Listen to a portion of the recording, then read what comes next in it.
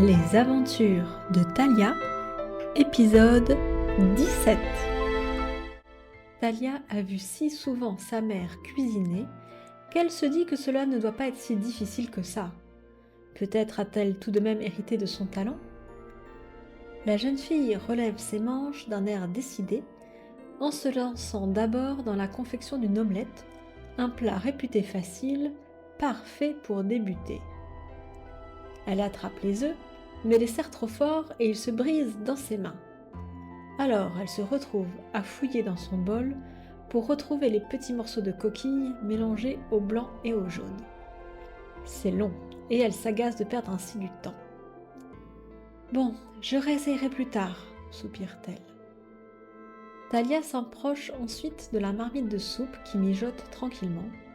Mille-Pot et son patron s'en étant déjà occupés plus tôt dans la journée. Elle veut l'assaisonner, mais fait tomber le pot de sel dans la soupe. Mince! Pour rattraper cela, je dois l'adoucir, je pense. Elle veut rajouter de la crème, mais elle confond avec le récipient du lait. La texture de la soupe devient tout de suite moins appétissante.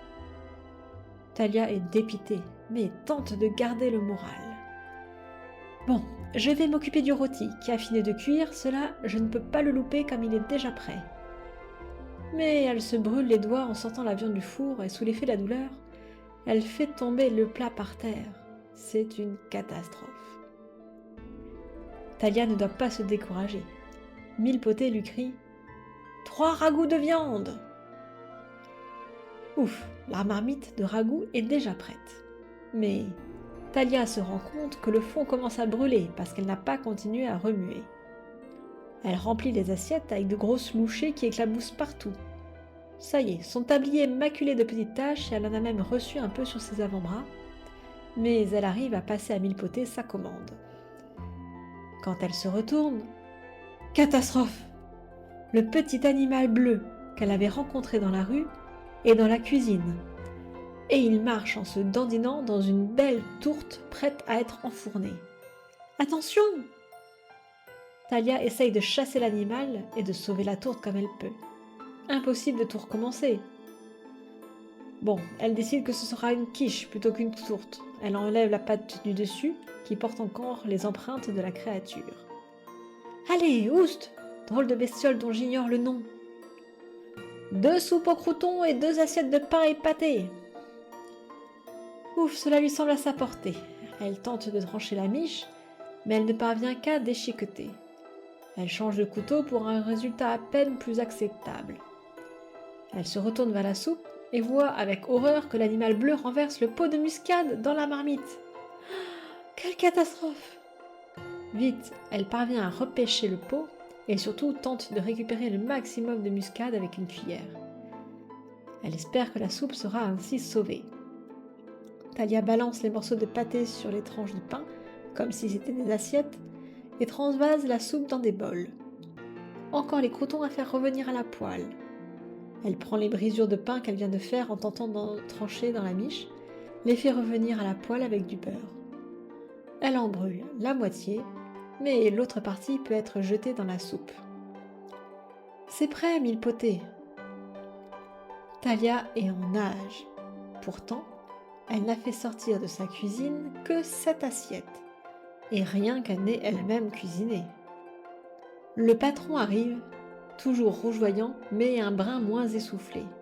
« Je refuse les commandes de viande pour l'instant, tu me diras quand tu pourras en faire. La tourte est bientôt prête ?»« Ce sera une quiche en fait. » Mille-Pot lève les yeux au ciel sans émettre de commentaires, ce qui arrange bien Thalia, qui se dépêche de retourner à ses fourneaux. Le petit animal bleu la regarde avec des yeux attendrissants. Puis il grimpe sur une étagère en hauteur, faisant tomber un saladier sur une boîte d'œufs qui se brise sous le choc.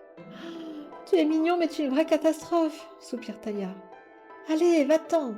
Une cuisine n'est pas un endroit pour toi, quoi que tu sois. » Elle essaye de faire partir l'animal, mais Mille-Pot crie « 2 ragoûts et un œuf au plat sur tranche de pain !»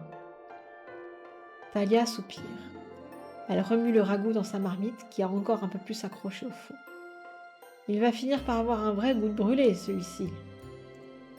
Elle remplit les assiettes, reprend sa découpe de pain, quand un bruit de vaisselle brisée la fait se retourner.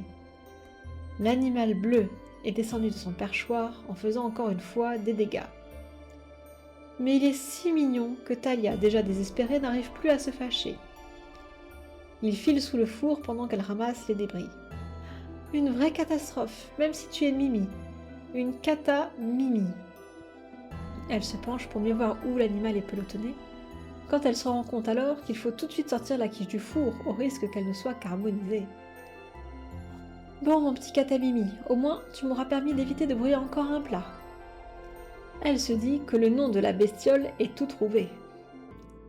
Mais quand elle se trompe et met du sel dans les fruits au sirop, elle pense en elle-même qu'elle aussi est une vraie catastrophe en cuisine. Après le service, épuisée, démoralisée après avoir entendu des clients se plaindre de la soupe trop salée et trop dosée en muscade, Talia traîne des pieds pour rentrer chez elle. Mille-Potée a fait bonne figure, mais elle voit bien qu'il est déçu et regrette son ancien employé. « Comment ma mère peut-elle faire cela tous les jours ?» soupire la jeune fille. Anne-Lise, qui l'attendait encore debout, essaye de lui remonter le moral. « Allons, ce n'est que le premier jour, tu vas t'habituer. S'il n'y avait que moi… » Et Talia décrit à Anne-Lise son petit compagnon bleu, qu'elle surnomme Cata-Mimi. La fillette est très intriguée. « Tu dis qu'il te suit depuis plusieurs jours ? » ?»« Oui, mais j'espère vraiment très fort, qu'il restera loin de moi et de mes fourneaux demain. » Cata-Mimi n'a pas entendu ces dernières paroles. Il s'est pelotonné entre deux matous dans la pièce à chat de la maison extraordinaire, bien décidé à se reposer, avant de passer une belle journée demain avec Talia, sa nouvelle amie humaine. La suite au prochain épisode.